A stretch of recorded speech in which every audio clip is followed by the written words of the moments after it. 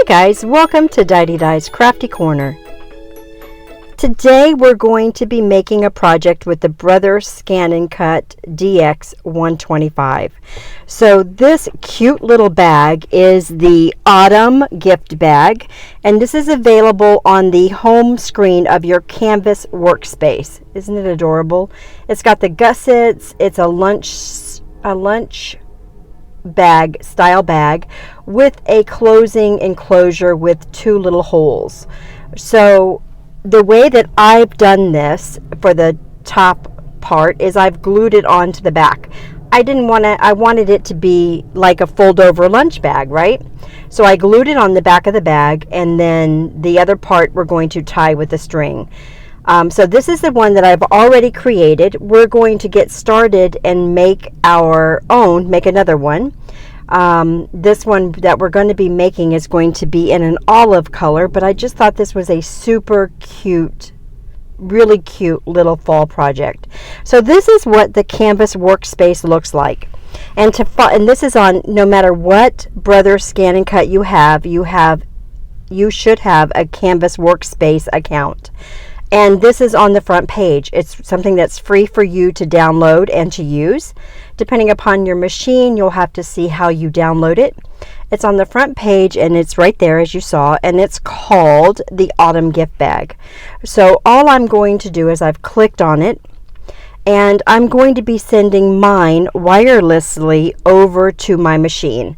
So I'm just going to show you how I do that with the first page, with the first one. And then I'll be doing a tutorial coming up showing you how to send it to different places, either to your Canvas workspace or to the to your computer. Both versions of this, both versions of the Scan and Cut. I'll be doing that in another video. So I wanted to show you that you need to make sure you scan over and make sure you get all the pieces, because sometimes you don't see that there's more than the three little pictures shown on the bottom, right? All right, so in order for us to download this, we're just going to click on the download button of the piece that we want to download. So for what we're doing today, we're going to be doing the bag. So it shows you on, make sure that your computer is on, make sure that your mat is loaded, right? And then once that is done, you're going to go ahead and you're going to hit the Retrieve Data button. And then you're going to go ahead and hit on your iPad or your computer the little box that shows a computer and a wireless, or a computer and a cloud, whatever yours may show.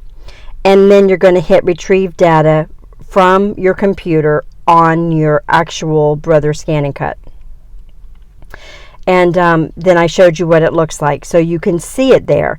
From there, you can actually save it to your Brother Scan and Cut as well. So if you'll see a little spot that says Save, and you can save it to your Brother Scan and Cut, and then you can go repeat all four projects. You can go and repeat it for all four pieces, right?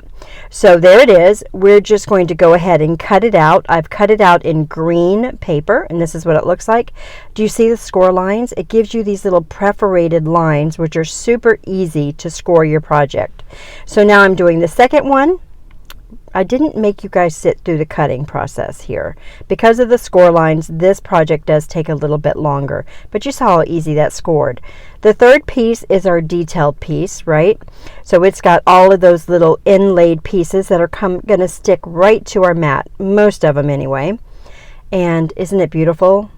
Now I'm going to leave all these pieces on my mat for right now, because I'm going to do this project, and then I'm going to take all those pieces off. And yes, you guys know how I love to paper piece.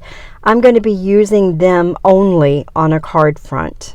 Okay, it's going to be beautiful. I've got it in my head. It is gorgeous. I'll let you guys know how it turns out, but I don't like to waste those little inlays. I think they make beautiful other projects, so I like to save them.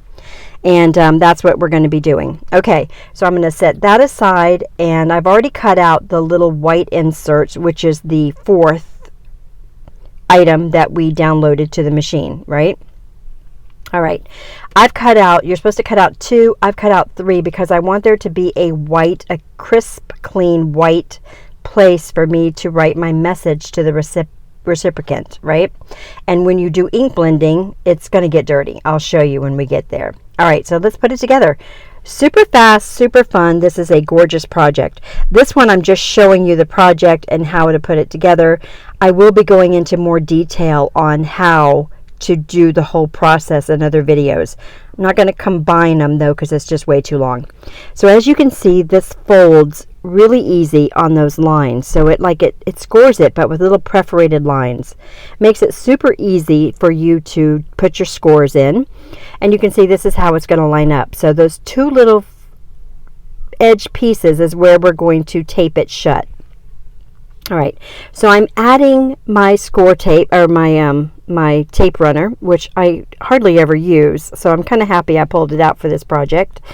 And I'm just going to add it to the sides, and then we're going to line up anything sticky that is hanging off the edge. Go ahead and get rid of it now. Rub it off. It rubs off very easy. You don't want that to get stuck on your project later. So that's what I did there. So I'm lining it up on the edge, and then I'm going to fold over my other edge flat and then just line it up and press it down.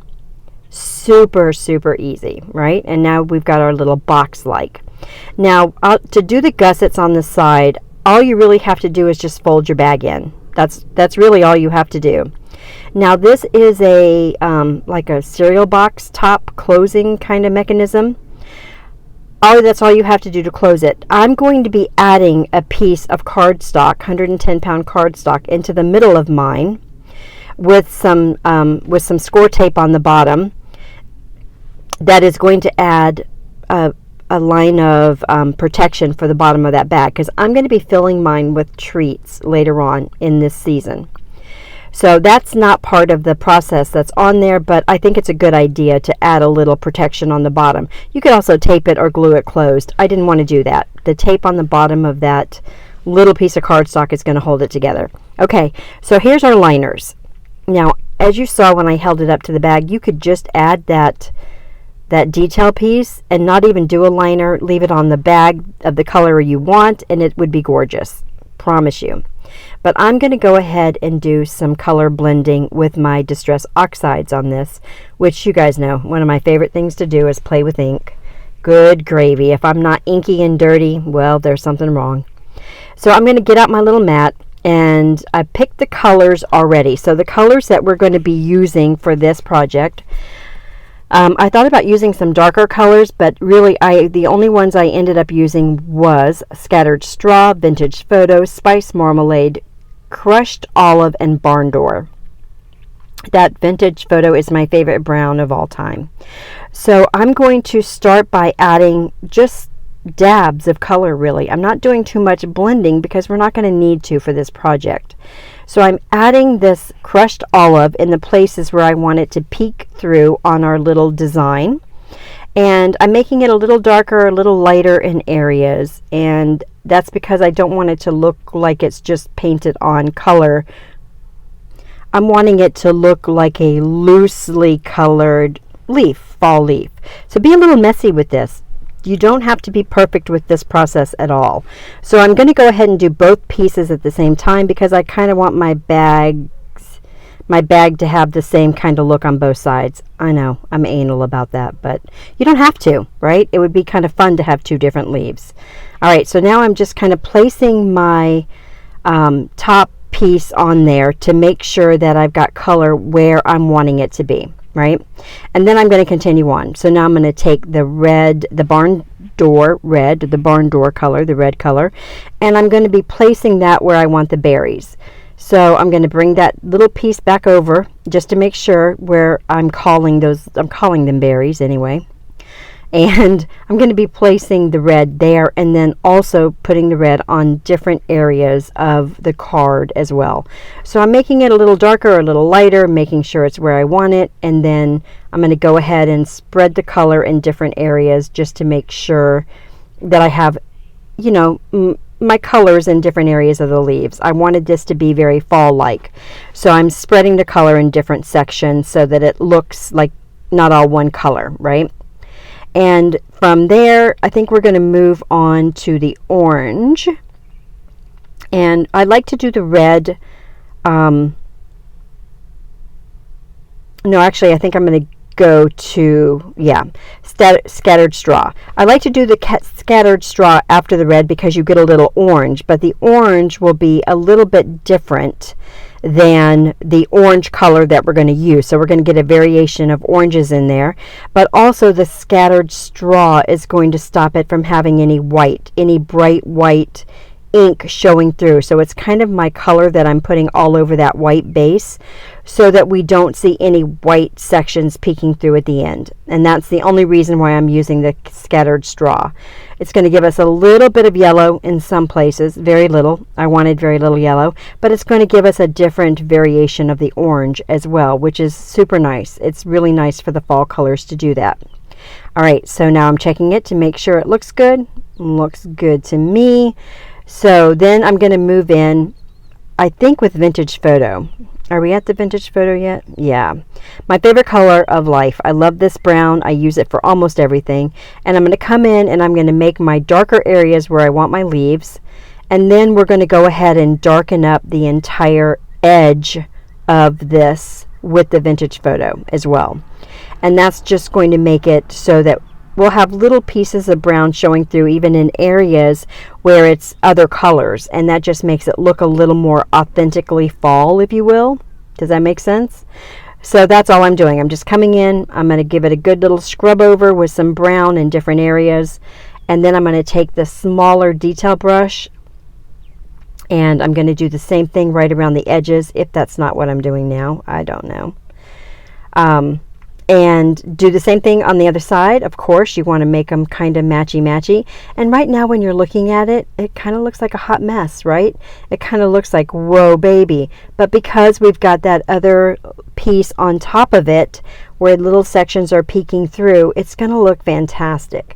So I wanted to have some water droplets, and I thought, what better way than to use the Heidi Swap, what is this called? I think it's called Glitter Shine in clear, and that would give us the water spots that I was looking for and just put a little bit of shimmer on it. Looks great. So now all we have to do is assemble this bag. Super easy. The bag's already done. We're going to put our little topper on there, and the way that I do that, we're also going to use some twine to close it up. And I'm going to be using my tape runner to attach the little colored pieces onto our Nina 110-pound cardstock topper. And to do that, I'm just going to use that tape runner, that super strong tape runner. It's not going to go anywhere. And I'm just taping down the top sections, just where you can't see through it. And again, any place that there are any stickies, take them off now. You don't want it to stick to your bag later. And then I'm going to tape it on both sides and get it ready. And then I'm going to be attaching this to the back side. So now you need to figure out which side do you want to be the front of your card. So which side looks the best to you, and then you're going to match up your bag the same way. Now my bag looked perfect. I couldn't find a bad spot on it, so and both of my toppers kind of looked the same, so I just kind of picked one. Now, on the original piece that you saw, I had put brown around the edges of this Nina cardstock. I thought it just added a little extra dimension to it, so we're going to be doing that. But first, I'm going to take my art glitter glue with the precision tip. I wish I could speak this weekend. And we're going to just glue this down, and that little tip makes it so easy to get through all those little fine lines with no glue everywhere. Now I'm just going to take my brush and my Vintage Photo, and I'm just going to darken up the edges of the Nina cardstock, which is on top.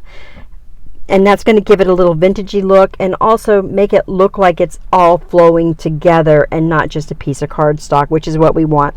We kind of want this to look like it was creatively handmade and not just, some cutout pieces that,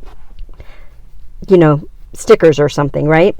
So now I'm going to take my glue, and you can see how messy the inside got, right guys? That's why we did the third sheet, the third little white cutout. And as you can see, I'm looking at the bag saying, what side do I want? It didn't make a difference. So I picked one, and I'm just gluing it down. I'm just laying it on there so that it's you know, exactly where I need it to be, and then I'm going to go in and press it down, because you know that art glitter glue gives you some time. It gives you some time to move things around.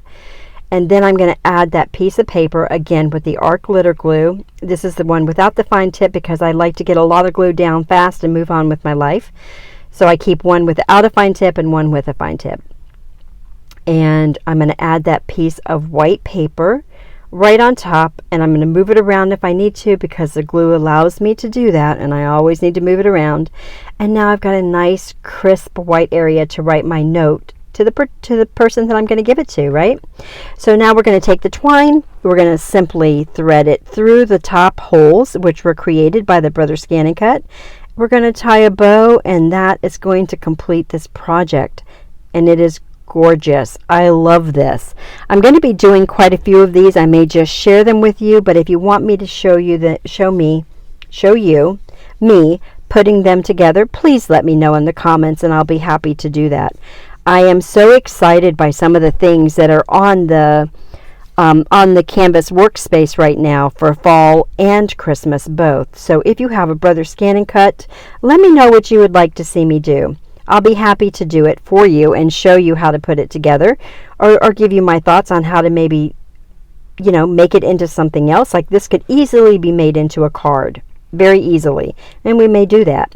Here are the close-ups of the final project. I really hope you guys are enjoying this series.